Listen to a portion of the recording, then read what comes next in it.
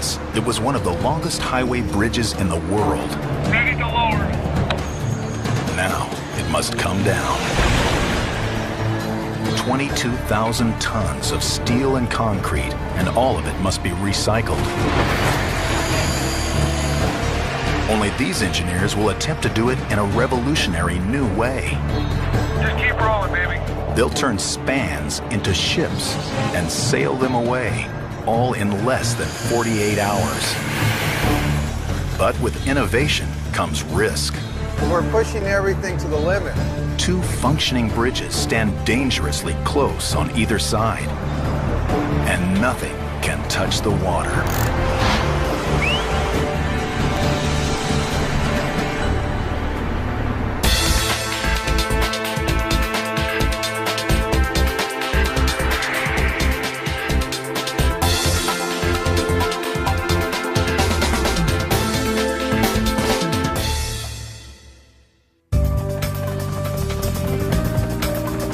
In the San Francisco Bay Area of California, drivers rely on bridges to overcome an incredible natural obstacle: water. A series of inlets, including San Francisco Bay. A body of water stretching up to 19 kilometers wide and 96 kilometers long.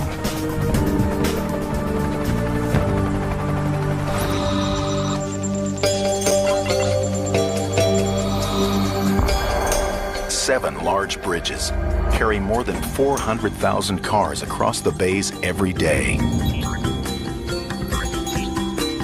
In the Northeast, 3 bridges sit side by side, spanning the Carquinez Strait. This is where it all started in 1927.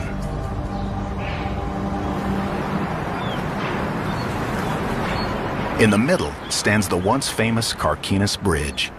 It was the first major bridge in the Bay Area. She was one of the world's longest highway bridges when she was built in 1927. 80 years ago, her 3 lanes were a traffic savior. Today, they're not enough. 109,000 cars cross this strait every day. The grand old Carquinez isn't big enough to handle the load, and she's too expensive to maintain. She must come down. This is how it's usually done.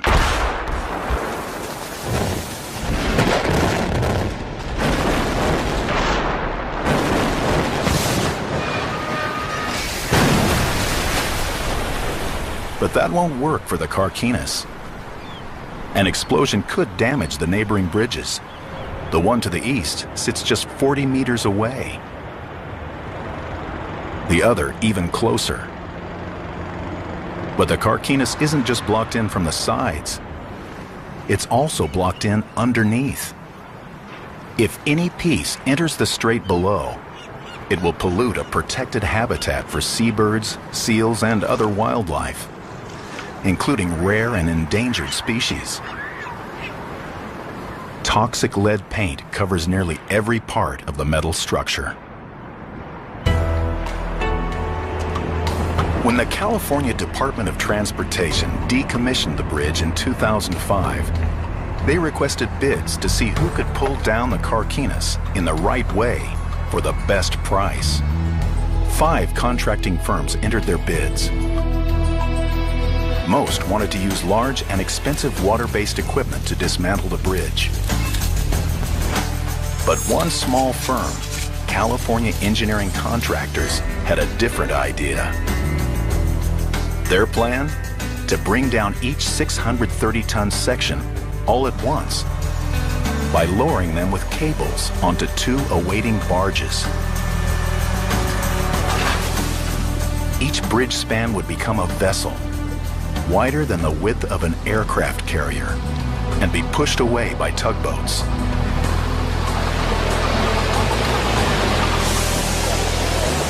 Not only has this innovative technique never been attempted, California Engineering Contractors claims it can do it for just $18 million, $10 million less than the nearest competitor. We'll just go right into the lower. Their low bid wins them the job, But they have a secret plan to recoup some of the money. Recycling.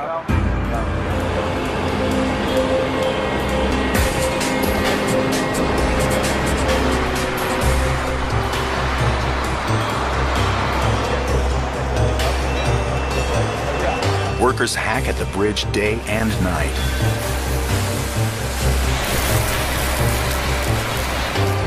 There's some 22,000 tons of steel and concrete in the Carquinez.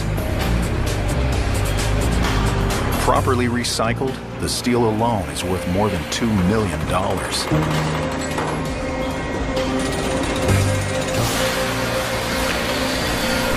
Project manager David Piermarini has planned this job for 8 months.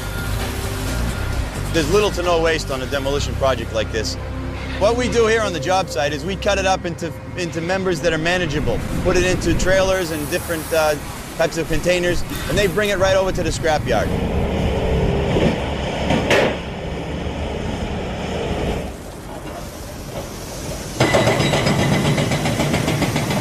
A crew gets to work on the south end of the bridge. Heavy machinery pulls down the concrete towers.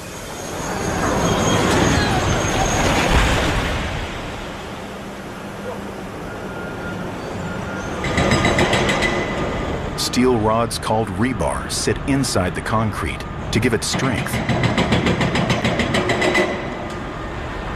This rebar will also be recycled.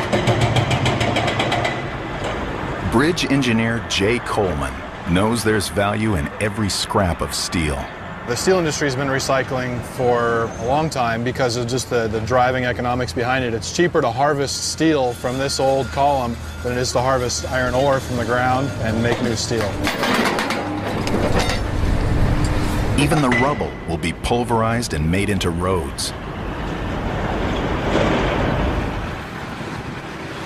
It's a steel cantilever truss bridge that we're taking apart. It's 12,000 tons of steel, as well as a significant amount of concrete, and we're tasked with completely removing the bridge so that when we're all done with this project, there will be no trace. This is a dream for an engineer to be a part of something like this, and this is why we do this. But the biggest challenge sits 15 stories above the water: the suspended middle spans. The innovative plan to lower the middle spans in one piece means smaller crews can safely and efficiently salvage the steel on land. It will be another big saving if the crews can pull it off. Each span stretches longer than a jumbo jet, stands as tall as a 10-story building, and weighs more than 635 tons. There's no textbook for this kind of teardown. It's a world first. But the team has a bold idea. They will determine how the bridge was constructed and then reverse the process. The blueprints for their strategy will be based on methods used by engineers 80 years ago. What we're doing here is not very different from how they built the bridge. Physics are the same, gravity is the same. In 1927, steelworkers assembled the giant center spans on a dock. They then floated them on barges underneath the already constructed towers. They rigged the spans to cable and pulley systems connected to gigantic sand-filled counterweights. When engineers released the counterweights, the spans on the barges became the world's largest elevators, rising into place in less than an hour. Workers then connected the spans to the towers and completed the major part of the bridge's construction. In theory, a similar system should work in reverse. But 8 decades ago, the Carquinez wasn't flanked by other structures. And the water below wasn't a protected habitat. One thing is the same: lives depend on getting it right. A wrong calculation could be catastrophic.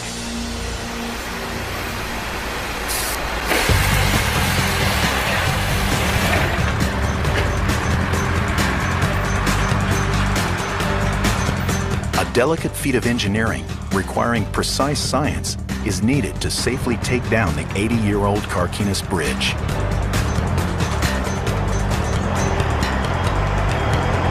Bridge engineer Jay Coleman must first calculate exactly how much the spans weigh.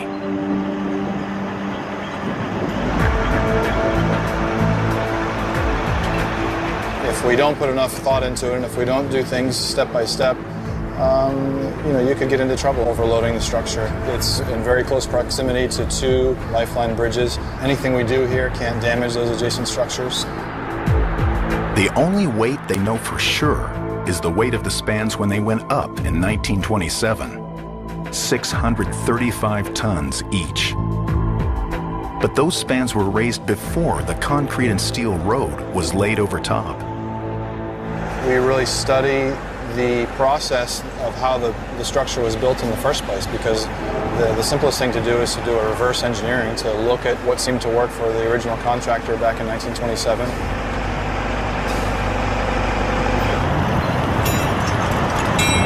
Reverse engineering a span requires stripping it of its concrete surface and steel road supports to get it back to its original weight. Workers rip up the road with heavy machinery. Chief mechanic Hector Macias must keep it all running. It's pretty intense work. We got a bobcat, we got man lifts, we got welders, generators, and compressors. And it all happens during one of California's wettest years.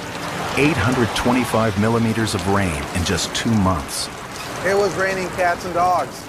I mean, I had to change my boots 3 times one day, and I ran out of boots. High winds and cold rain make an already dangerous job more so. Lunch, whatever you want to do for about 20 And there's another problem for Hector. As the road around the main crane is stripped, the rig is left stranded on a tower of steel. The crane will lower the smaller equipment once the spans are down, but nothing can lower the 54-ton crane itself. Its fate is sealed. It will get cut up, lowered in pieces, and recycled with the rest of the bridge. It's all part of the plan, and the only way to get the job done.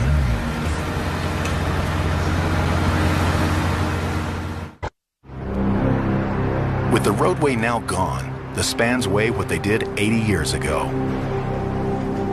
Now the engineers know exactly how much weight they must lower. But the lighter spans are less stable and more vulnerable to the San Francisco Bay's high winds.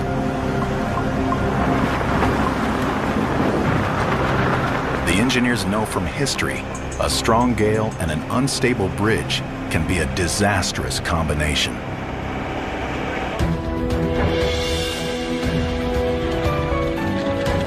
(1940), Tacoma, Washington.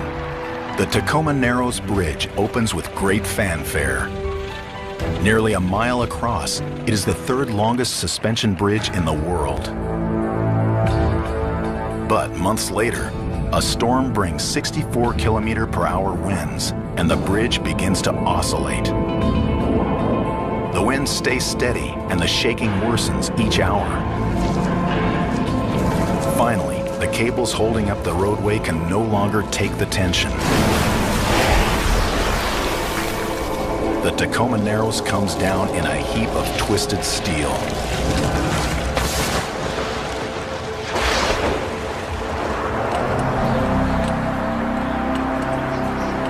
The Carquinez, stripped of its roadway, is also susceptible to high winds. Right now, each span is a shell and more vulnerable than ever.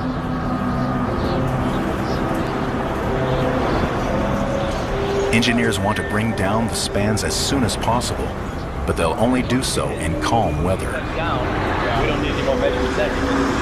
So far, project manager David Piermarini has had no luck. The winds keep exceeding the safety limit for lowering, 24 kilometers per hour. We set it up on 3 different occasions and had to postpone it on 3 different occasions.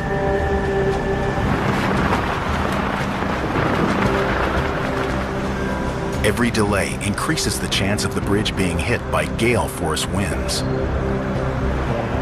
Tomorrow's forecast calls for winds pushing 24 kilometers per hour. It's right on the limit and a tough call. The Coast Guard must close the strait below for the operation, but they'll only prohibit boat traffic for 48 hours. The strait is an important shipping lane, so David and his crew must finish the job on time. David seizes the small window of opportunity and gives the order to bring the span down. Got 10-4, stand by. From this point on, workers must race the clock.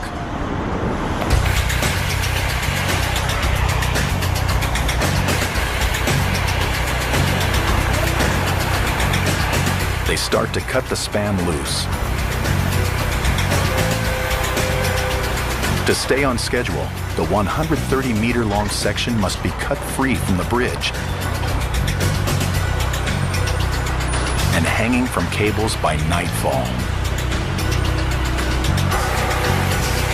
The crew uses oxyacetylene blowtorches to sever large trusses.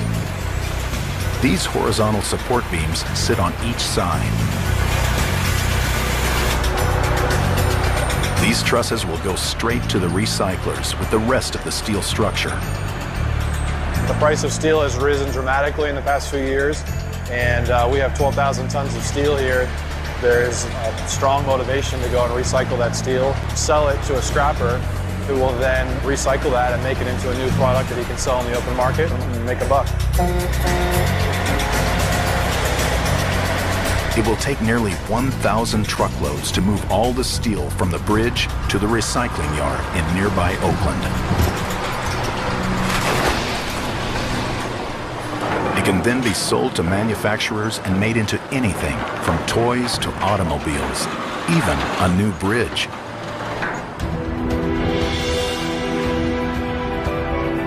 The Carquinez will have a new life. It is a bridge with a future, but it also links these workers to the past. The last time this span received so much attention was 1927. It has stood so well for so long because its design was ahead of its time. When engineer D.B. Steinman designed the Carquinez, he had to contend with a serious concern: earthquakes. Just 20 years earlier, one of the most significant earthquakes of all time flattened San Francisco. The Great Quake of 1906 shook the ground for an entire minute, killing up to 3,000 people and reducing the city to ruins. Steinman knew he had to come up with some way to protect his bridge from future quakes. It is necessary to take such precautions as we could to make the structure as safe as possible against earthquake effects. To tie the parts of the structure together in the event of an earthquake, hydraulic buffers were provided. These hydraulic buffers were Steinman's answer. He designed them to absorb any shaking. They were an engineering feature a half-century before their time. The Carquinez's decommission provides engineer and bridge historian Professor Hassan Astana a unique opportunity to study Steinman's work close up. So when the earthquake comes, the tire locks actually. So as far as we know, this was the first bridge that someone came up with the idea of putting dampers and hydraulic jacks to control seismic effect. It's like he's telling us the essence of what we do today 80 years earlier. He just saw it.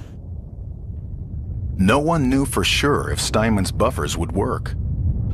The Cypress viaduct buckled into It wasn't until 1989 that they were put to the ultimate test. the upper deck crashing to the bottom deck.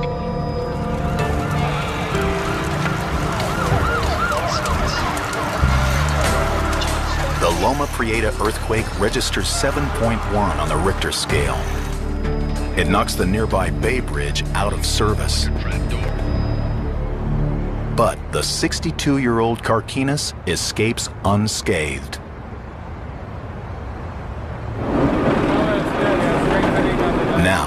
the engineering that went into building the Carquinez is reversed. After 8 hours, workers finally cut the last of the horizontal supports.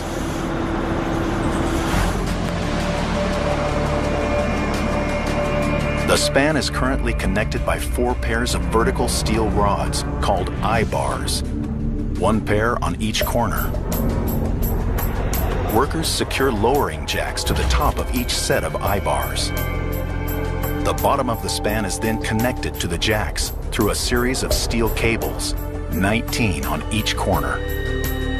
When the jacks are engaged and the I-bars cut, these cables will be all that holds up the 635-ton section of bridge.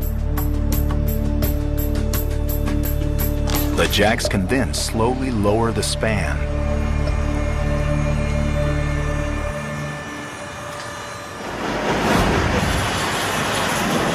But the span will be an incredible strain, and never before has anyone used jacks to lower a bridge span. They do know that a jack failure could be catastrophic.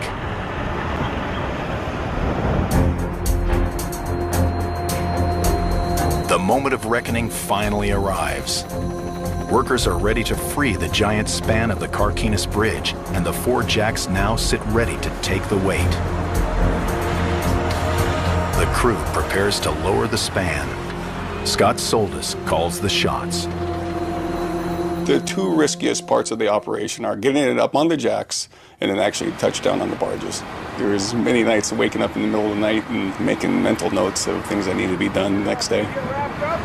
Your primary responsibility down here is going to be making sure that you're feeding out enough of the tail. Work together on that. It's a matter of getting the right people in the right jobs at that point, not giving them too much information. Get the headphones on, get everybody in their place, and by 7 o'clock we should be lowering. Mechanic Hector Macias must keep the jacks working. Hey, Tim, it don't matter which way you stick the fork in. He'll personally oversee the 2 jacks on the north side. We have 2 different controllers, one on the south, one on the north. I'm on the north side taking care of both winches, east and west. Scott, do you have your radio on? Yeah, go ahead. Scott orders the jacks turned on for the first time.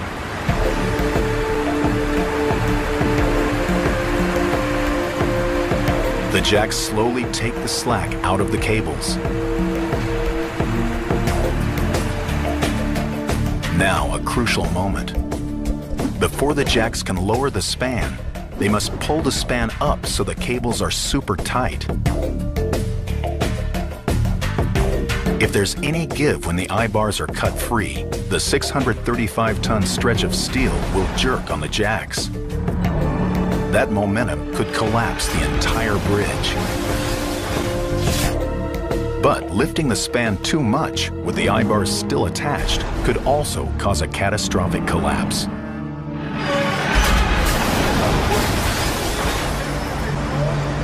If we come up on the load too high and cause too much compression in the member, you could break the jacks and you could break the supports, which are holding up the bridge at that point.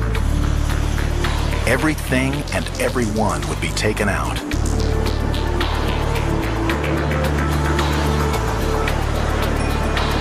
The jacks and cables now look to be taking the weight of the span.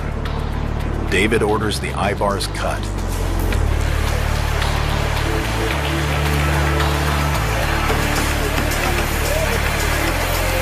From here, the only way forward is down.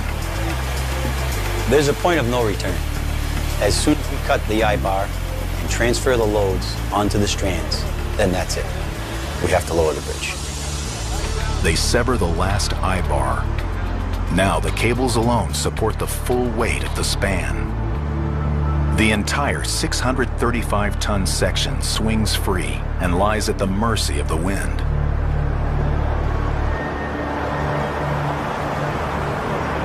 To bring the center span down safely, everything must come together at once. The weather, the equipment, the engineering, the current, and the tides. It takes a perfect set of circumstances, and nothing can be rushed.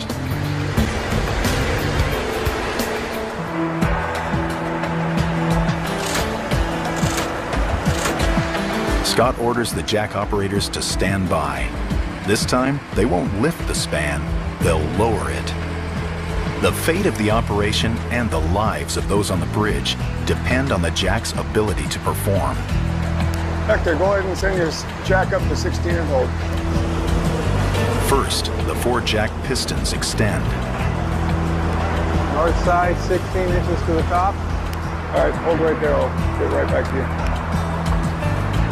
Next, metal forks determine which part of the jack grips the cables, either the top or the bottom. North side, bring it to the top.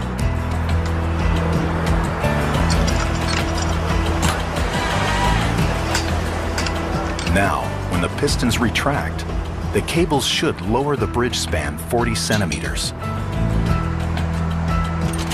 North side forks are in, ready to come down.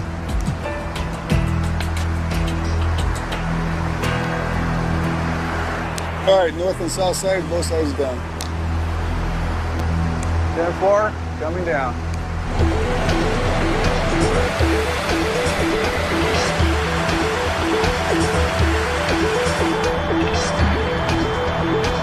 The head then will retract 16 inches, lowering the bridge to 16 inches.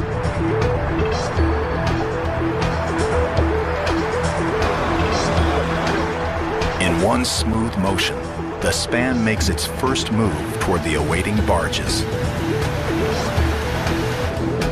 Jay, you got a copy? Got 10-4, stand by. Jay, can I get a measurement on the north side? It's like using a rope to lower a bucket down a well. No pulley, just one arm's length at a time.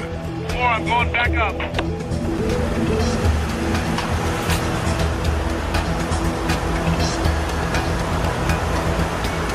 Removing the lower forks clamps the cables in place, freeing the jacks to reach up and repeat the process.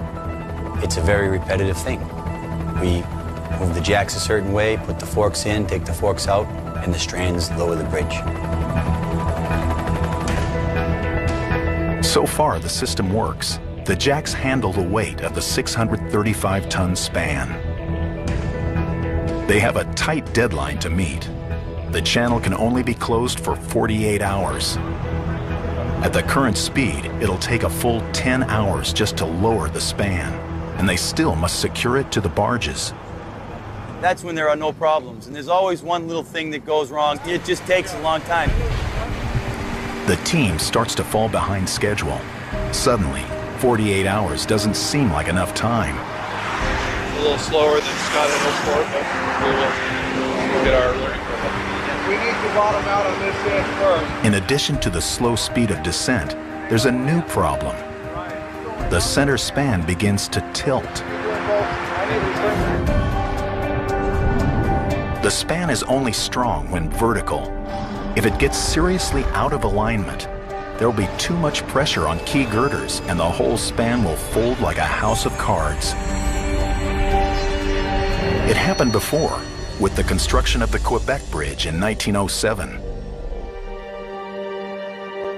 The Quebec Bridge is nearly complete, 270 meters and 18,000 tons, when the south arm of the bridge collapses under its own weight. 86 workmen are on the bridge when it buckles. 75 perish. After the tragedy, it takes 10 years to rebuild the bridge. But just as the jacks begin lifting the span up from the water, disaster strikes again. The Quebec Bridge has a single suspended span. It collapsed twice, and they almost got it completely done, and when they were lifting the suspended span into place, one of the jacks failed and the entire suspended span collapsed. This second mishap kills another 13 workers. Workers bringing down the center spans of the Carquinez Bridge face the same life-threatening danger. And suddenly, that nightmare scenario starts to inch all too close. We're about 8 inches tilted east to west, so the west side's about 8 inches lower than the east side. And it's just something that's happening with the northwest jack. He seems to be stroking a little further each time. We need to identify the problem.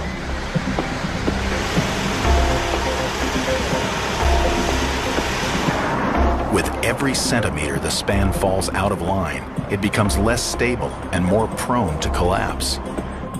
Yeah, well, it doesn't make sense. Jay gives the order, stop everything.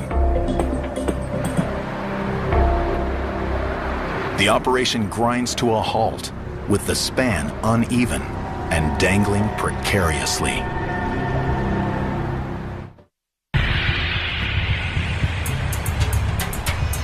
If they keep going, the jacks lowering the 635-ton span of the Carquinez Bridge will tilt the span dangerously out of alignment. One of the jacks is not keeping pace with the others. This malfunction could cause the span to topple into the water below, taking everything and everyone with it. Mechanic Hector Macias thinks he's found a solution. By accelerating the jack motor on the northeast corner, he's confident he can match the rate of descent of the other three motors and even out the alignment. It looks like that east-northeast motor consistently has been about an inch, maybe a half inch a stroke short, so we brought the RPMs up, see if we can pick them up. South side hold. Hector, let me know when your lower forks are in. Scott orders a leveling stroke on the northeast corner. It works. All's well again, but not for long. Scott, you got a copy? Over, Scott. The team hits a new snag.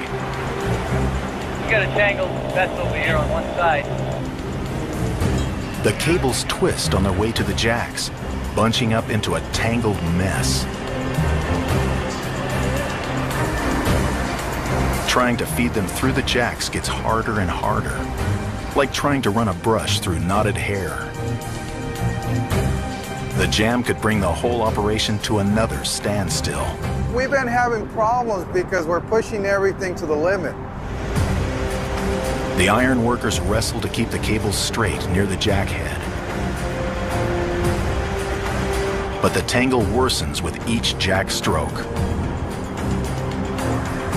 Copy that, hold. Hector, hold that 16, but grab Lupe. It looks like Matt's going to need some help getting the cable. You're pretty tight there in the couple. The tangled cables slow the entire operation to a crawl. There's no time for a problem like this. Cargo ships expect the strait to reopen on time. Commerce depends on it. But the hanging span presents an impassable object.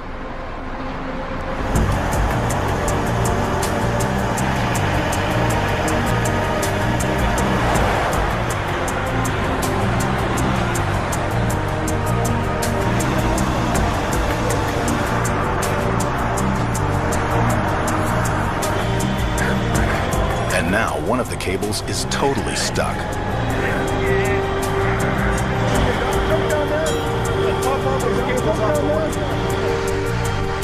One of the cables received a permanent kink, and it couldn't go through the jack smoothly.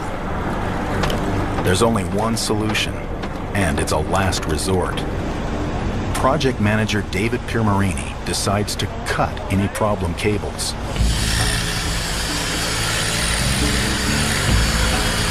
Each weight-bearing cable cut reduces the margin for error. Now, the remaining cables must pick up the span's entire weight. The crew works into the night, and then tries again. Some twisted cables remain, so each stroke of the lowering jacks continues to be a chore. They fight more and more tangled cables every bit of the way. They cut a second cable. Scott finally calls the day after 16 hours of non-stop work. Everyone will be back at 6 a.m.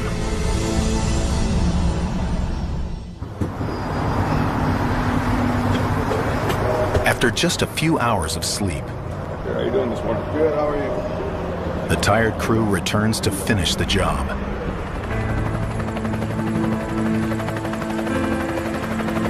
The 635-ton span dangles 15 meters above the strait.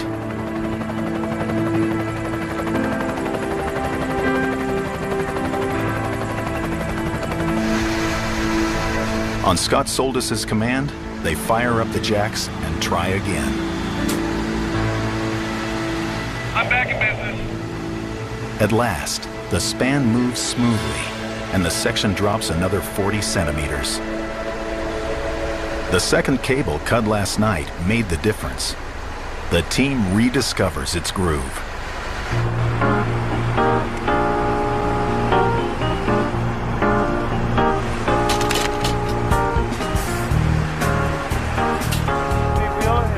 By midday, the span hangs just above the barges. The way things are going, we should make contact within 45 minutes after the barge is in place and ready for us to come down. Anchoring there. Oh, okay, so you guys, yeah, so it'd be easy to read hundreds. The first major handoff of the operation is within reach. Jeff Holfelder prepares to take over. Oh, we still have a good 10 feet to go. Jeff's daunting mission? Catch the 635-ton bridge span from below. We pulled straws and I got the wrong straw. The bridge gets to within 3 meters of the water, and Jeff starts directing. I'll let Scott know the minute we're getting close. Just a heads up, but just keep on coming. Lower side down, 16. Yeah, I copy. Go ahead and come down, Chuck. All the way. Send her back up.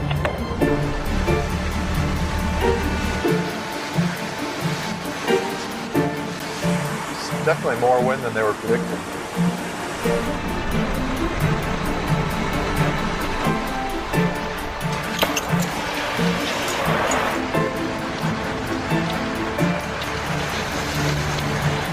A little hectic with the tide and the wind. Everything's floating around right now, and we're trying to, we've got good alignment on the bridge and the barge, and I want to come down just on this end until it comes within our guides here. The barges have special frames to catch the span and hold it in place. But the span won't fit until the crew cuts away some smaller pieces. Now the span can connect with the barge. Okay, Scott, you have a copy? We're lined up on both barges. Let's come down at least one stroke, if not two. Okay, everybody down. The bridge releases the weight of the span onto the barges and relaxes for the first time in 80 years.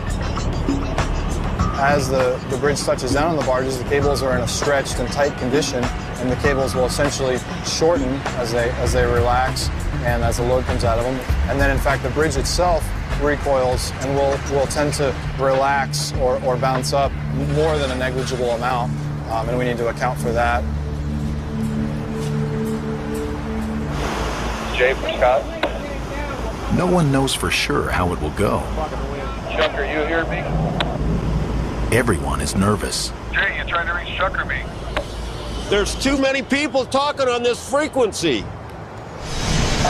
Okay, Hector, you ready to come down? I'm ready to come down. Okay, both sides come down 16. We have to hit the target. We have about a 6-inch tolerance. It's got to be right on the money. Finally, the last stroke of the jacks lands the span squarely on the barge. It needs to be secured immediately. No one wants 635 tons of steel moving with the waves. At that time, everything gets real busy. Scott, you have a copy? A copy. They connect the bridge to the barges with a specially built harness system. But even locked down, the span remains in a dangerous position, still tethered to the bridge above and at the mercy of the swift currents below.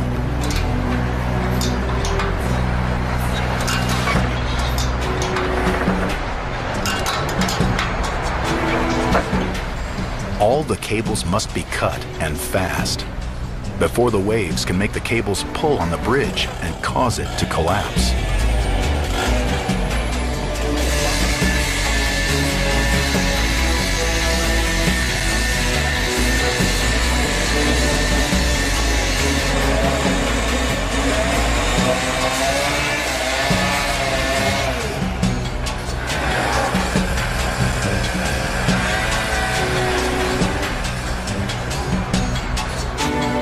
At last, they free the span from above. But there's no time for celebration. They still have to float the span 4 miles into the bay through a channel barely wider than the span itself.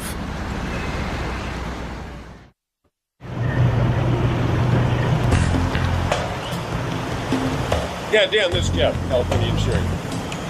We're getting ready to giddy up here. We're just about... The giant span from the Carquinez Bridge, secured to the 2 barges, makes it a vessel over 120 meters wide, twice as wide as an aircraft carrier.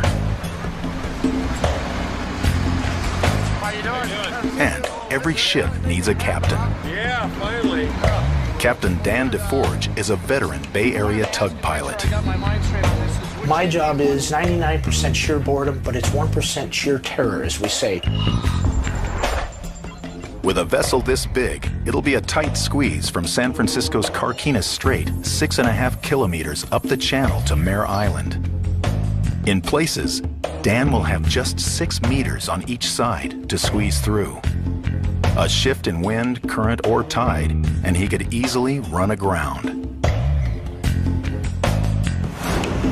Spent many hours just getting acquainted with exactly what the currents are doing by the minute. 2 tugs will push the colossal structure, but Dan won't be aboard either. This extraordinary challenge calls for extraordinary measures. You have to be in a position where you can see what's going on, and the higher you are, the better off you are. The captain's chair sits 10 stories up on top of the span. Everyone waits while Dan climbs to his perch.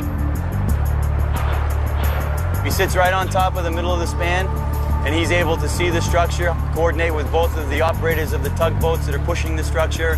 He knows these waters and these currents as well as anyone. One of my pet peeves is I want to know when the baton is passed to me. And when the baton is passed to me, I want the radio silence strictly with us.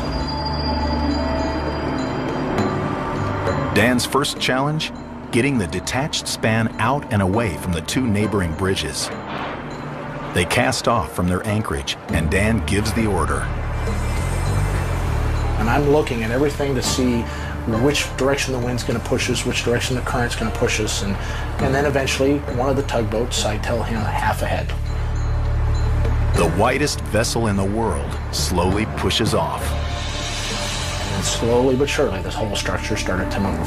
And I think most people that sends chills up our spines, because it's actually happening.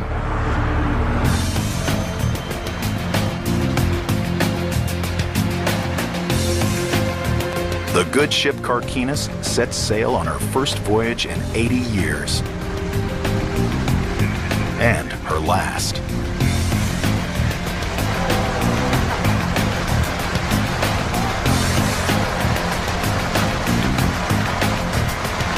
Now, Dan and his team must steer the new ship through the narrow channel. From the surface, there looks to be ample room to cruise through. But beneath the water, the channel narrows to less than 6 meters on either side.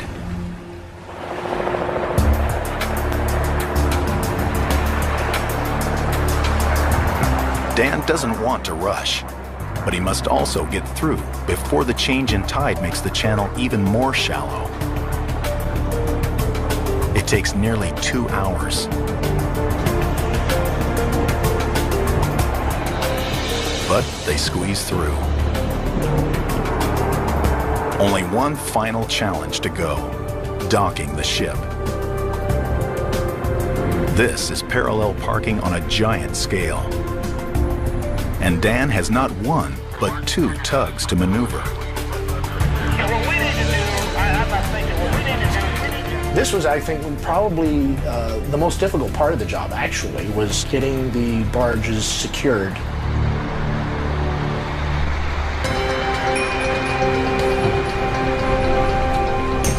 There was a barge that was tied up alongside the dock, and we then had to straddle that barge, and we only had about 20 feet on either side. Slow and steady, the span slides perfectly into place. They've done it. They've cut down a fragile 635-ton piece of bridge, made it into a vessel, and sailed it to a safe harbor to dismantle.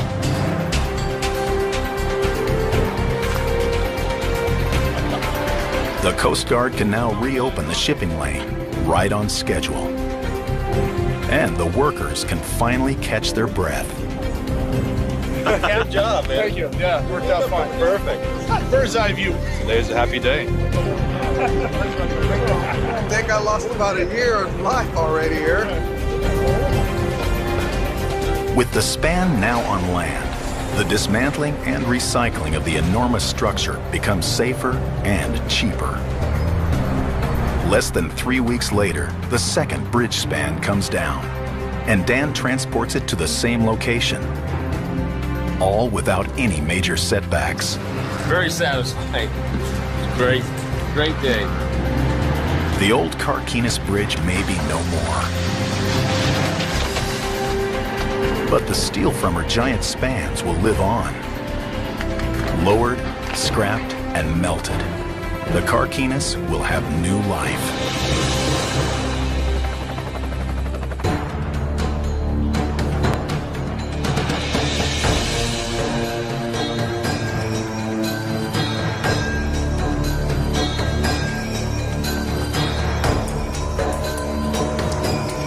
Trailers and different types of containers, and they bring it right over to the scrapyard.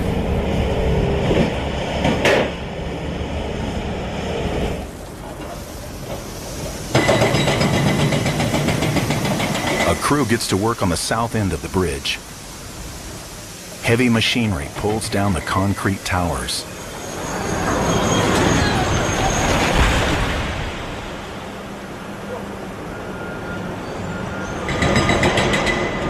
Steel rods called rebar sit inside the concrete to give it strength. This rebar will also be recycled. Bridge engineer Jay Coleman knows there's value in every scrap of steel. The steel industry has been recycling for a long time because of just the driving economics behind it. It's cheaper to harvest steel from this old column than it is to harvest iron ore from the ground and make new steel. Even the rubble will be pulverized and made into roads. It's a steel cantilever truss bridge that we're taking apart. There's 12,000 tons of steel, as well as a significant amount of concrete, and we're tasked with completely removing the bridge so that when we're all done with this project, there will be no trace. This is a dream for an engineer to be a part of something like this, and this is why we do this.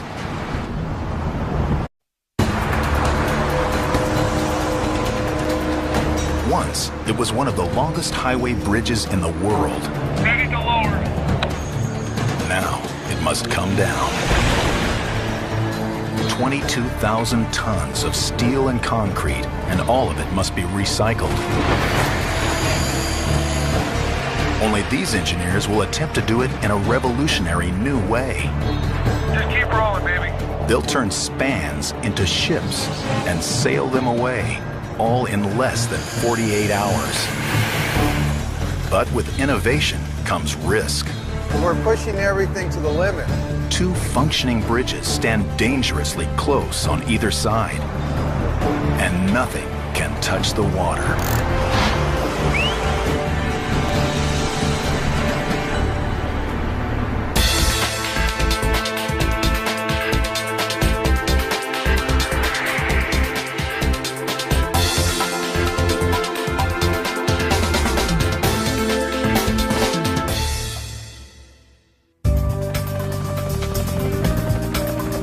In the San Francisco Bay Area of California, drivers rely on bridges to overcome an incredible natural obstacle: water. A series of inlets, including San Francisco Bay. A body. But that won't work for the Carquinez.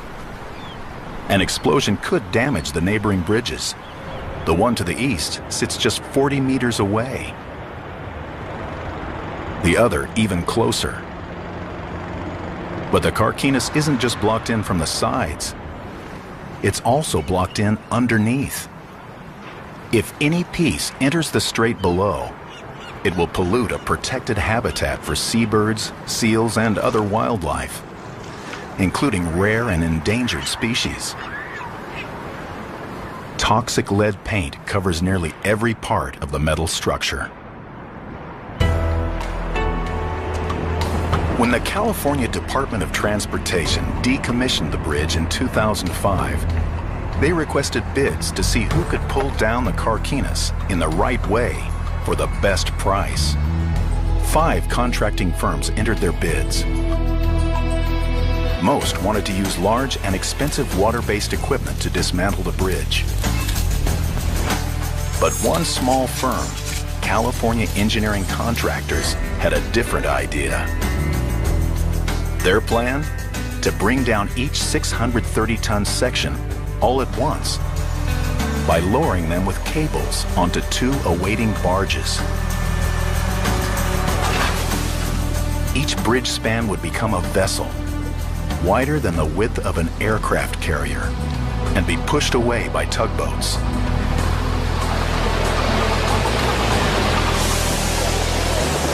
Not only has this innovative technique never been attempted, California Engineering Contractors claims it can do it for just $18 million, $10 million less than the nearest competitor.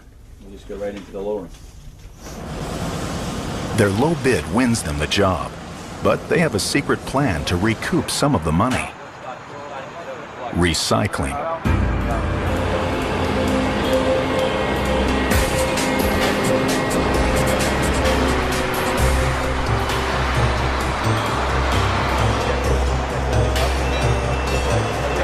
Workers hack at the bridge day and night.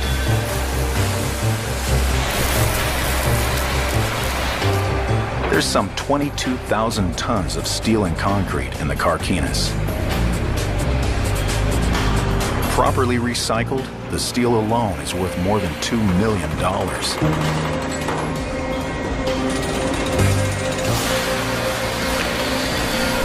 Project manager David Piermarini has planned this job for 8 months.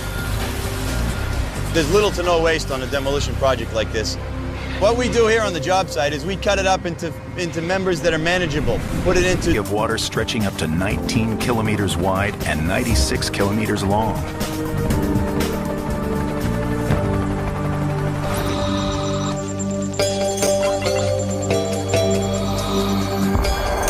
Seven large bridges carry more than 400,000 cars across the bays every day. In the Northeast, 3 bridges sit side by side, spanning the Carquinez Strait. This is where it all started in 1927.